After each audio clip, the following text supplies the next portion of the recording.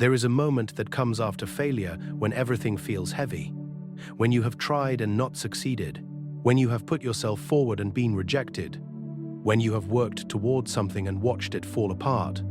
And in that moment, there is a voice that speaks. It tells you that this is evidence of who you are, that you are not capable, that you should not have tried, that it is safer to stop now before you fail again. And many people listen to this voice. They let failure become a reason to quit, to withdraw, to protect themselves from future disappointment by simply not trying anymore. But there is another way, a way that does not see failure as an ending, a way that understands falling as part of the path itself. Welcome to the quiet path. This is a space where we step away from the noise and pressure of constant achievement, where we sit with what is difficult, where we remember that strength is not about never falling, but about rising each time we do. Here, we do not celebrate perfection or pretend that life moves in a straight line upward. We simply acknowledge what is real. That difficulty comes, that failure happens, that we will fall, and that this is not where the story ends. Today, we are looking at an old Japanese proverb that carries within it a profound understanding of resilience. It is called Nanakorobi Yaoki, fall 7 times, stand up 8. And it teaches something that most people have forgotten, that the rising matters more than the falling. You know what it feels like to fail? Everyone does. The project that did not work, the relationship that ended, the goal you set but could not reach, the mistake you made that cost you something. And in those moments, there is pain, real pain. Not just disappointment, but something deeper. A questioning of yourself, a wondering whether you are enough, whether you have what it takes, whether trying again is worth the risk of failing again. And this questioning can paralyze you. It can keep you stuck, not because you lack ability, but because you lack the understanding that failure is not final unless you decide it is. The proverb speaks of 7 falls, not 1, not 2, 7. This is deliberate. It is telling you that falling once is not unusual. Falling multiple times is not unusual. This is simply what happens when you are living, when you are trying, when you are moving through the world instead of hiding from it. And the measure of a person is not whether they fall. Everyone falls. The measure is whether they stand up again, whether they meet the difficulty with presence instead of avoidance, whether they can face another attempt without being destroyed by the memory of previous failures. But notice something important. The proverb does not say fall 7 times and fight your way back up. It does not say stand up with anger or force or desperation. The rising it speaks of is calm, grounded. It is not reactive. It is not driven by fear or shame. It is simply a return to standing, a choice to continue. And this distinction is everything. Because if you rise from failure with bitterness, with determination fueled by fear, with the need to prove something, you are not truly rising. You are still caught in the failure. You are still reacting to it, still controlled by it. True rising is quiet. It is steady. It is choosing to move forward not because you are running from the past, but because you are committed to the path. Most people misunderstand resilience. They think it is about being tough, about pushing through pain, about never letting anything affect you. But this is not resilience. This is avoidance dressed up as strength. Real resilience is not about pretending you are not hurt. It is about acknowledging the hurt and continuing anyway. It is about letting yourself feel the disappointment, the sadness, the frustration, and then choosing to stand up again. Not immediately, not before you are ready, but when the time comes, when you have processed what happened, when you have learned what there was to learn. Then you rise, calmly, without drama, without needing to prove anything. You simply stand. Think about how you have responded to failure in your own life. When something has not gone as you hoped, what happened next? Did you allow yourself to feel what was there? Or did you immediately try to move on, to distract yourself, to pretend it did not matter? Did you let the failure teach you something? Or did you only let it confirm your worst beliefs about yourself? And when you eventually tried again, if you did, what was driving you? Was it genuine interest in the path? Or was it fear of being seen as someone who gives up? These questions matter, because the way you rise determines whether you are truly moving forward or just repeating the same patterns that led to the fall. There is a difference between getting up because you feel you must and getting up because you choose to. When you rise out of obligation, out of shame, out of the belief that you are not allowed to stay down, you carry resentment with you. You carry the weight of expectation. And this makes every step harder. It makes the path feel like a burden. But when you rise because you choose to, because you have looked at what happened and decided that despite it you still want to continue, that is different. That comes from a deeper place, a place of clarity, of commitment, of understanding that the falling does not define you. What defines you is what you do after. In Japan, there is a tradition of seeing hardship as a refining process, like metal that is heated and hammered to become stronger, like clay that is fired in the kiln to become solid. The difficulties you face are not punishments. They are not evidence that you are on the wrong path. They are part of the process, part of what shapes you. And if you can see them this way, if you can meet each fall with curiosity instead of despair, asking what this can teach you rather than what this says about you, everything changes. The failures stop being endings, they become information. They become teachers. And you stop fearing them because you understand that they are not your enemy. They are part of your becoming. But this requires a shift in how you see yourself. Most people believe their worth is tied to their success, that they are valuable when they are achieving and worthless when they are not. And so failure becomes an existential threat. It is not just that they failed at something, it is that they are a failure. They are inadequate, they are not enough. And this belief makes rising almost impossible. Because why would you stand up again if standing up only exposes you to more evidence of your inadequacy? But this belief is false. Your worth is not conditional. It does not increase with success or decrease with failure. It simply is. And when you understand this, when you truly accept it, failure loses its power over you. It becomes something that happened, not something that defines you. Consider the child learning to walk.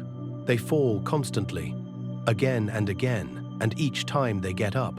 Not because they are brave, not because they are determined, but because they do not interpret the falling as evidence of anything except that they have not yet learned to balance. They do not see it as failure. They see it as part of learning, and so they keep trying, without hesitation, without self-judgment, without the weight of shame. And eventually, they learn, not because they never fell, but because they never let the falling stop them. And somewhere between childhood and adulthood, most people lose this. They start to see falling as something to avoid, something to be ashamed of, something that means they should stop, and they forget what they once knew instinctively. That falling is just part of the process. Nanakorobi Yaoki asks you to remember this, to return to that childlike understanding that does not attach so much meaning to the fall, that sees it simply as feedback, as part of the journey. And that rises not because it is forced to, not because it is proving something, but because the journey is not yet complete, because there is more to experience, more to learn, more to become. And the falling, while painful, while disappointing, is not a reason to stop. It is just something that happened along the way. This does not mean you ignore the pain of failure. That would be dishonest. It would be bypassing something real and important. The pain needs to be felt. The disappointment needs to be acknowledged. When you fall, you sit with it for a while. You let yourself feel what is there. You look at what happened without judgment, without rushing to fix it or make it mean something other than what it is. You give yourself time, and in that time, something happens. The intensity fades, the weight lifts, and you begin to see more clearly. You begin to understand what went wrong, if anything did. You begin to see what you can learn, what you can do differently, and you begin to feel the possibility of trying again, not as a should, not as an obligation, but as a genuine choice. The rising, when it comes, is not dramatic. It is not a sudden burst of motivation. It is quiet. You simply stand up. You dust yourself off. You look ahead, and you take the next step. Not a giant leap, not a sprint, just one step, and then another, and this is enough. This is all that is ever required. One step at a time, one choice at a time, one rising at a time. And the cumulative effect of this, over weeks and months and years, is a life that moves forward, not in a straight line, not without difficulty, but forward nonetheless, always forward, because you have learned that falling is not the end. It is just a pause, a moment to rest, a moment to learn, and then you rise. There is a strength in this kind of resilience that is different from what most people imagine strength to be. It is not loud. It is not aggressive. It is not about never showing weakness. It is about being able to face weakness and not be destroyed by it. About being able to fall and not stay down. About being able to fail and not let it define you. And this strength, this quiet persistence, this willingness to keep going even when it is hard, this is what builds a life of meaning. Not a life free of difficulty, but a life that is not stopped by difficulty. A life that knows how to move through it, how to rise from it, how to continue. When you look at people who have achieved things you admire, if you look closely, you will see this pattern. They have all fallen, many times, often more than you realize, but they did not let the falling be the end of the story. They rose. They learned. They tried again, and not because they were special or gifted or immune to discouragement, but because they understood, whether consciously or not, what Nanakorobi Yaoki teaches, that falling is part of the path, that rising is a choice, and that the choice to rise is always available, no matter how many times you have fallen before. This is important to remember in moments of despair, when you have tried and tried again and failed again, and you are wondering whether you should give up, whether you should accept that this is not for you, whether continuing is just foolishness. In those moments, remember the proverb, remember that 7 falls is not unusual, that 8 risings is possible, that you are not weak for having fallen. You are only weak if you choose to stay down when you still have the capacity to stand. And you always have that capacity, even when it does not feel like it. Even when you are tired and discouraged and questioning everything, the ability to rise is still there, waiting for you to choose it. But also understand that choosing to rise does not mean you must rise in the same direction. Sometimes what you learn from the fall is that the path you were on was not right for you, that you were pursuing something for the wrong reasons, that your direction needs to change. And in those cases, rising does not mean returning to what you were doing before, it means standing up and choosing a different path. A path that is more aligned with who you actually are, with what you actually value. And this too is a form of rising. This too is wisdom, knowing when to persist and when to pivot, when to keep going and when to change direction. And both require the same fundamental quality, the willingness to stand up after falling, the commitment to continue, the refusal to let difficulty be the end. There is a peace that comes from understanding this, from knowing that you do not have to be perfect, that you will fall, that everyone falls, and that this is okay, that you can handle it, that you know how to rise, and that each time you do, you become a little stronger, a little wiser, a little more capable of facing whatever comes next. This peace is not about having an easy life. It is about trusting yourself to navigate a difficult one, about knowing that no matter what happens, you will be okay, not because nothing bad will happen, but because you know how to respond when it does. You know how to feel the pain without being broken by it. You know how to learn from the difficulty. You know how to stand up again, calmly, quietly, and keep going. So when you fall, and you will, do not see it as a tragedy. Do not see it as proof of inadequacy.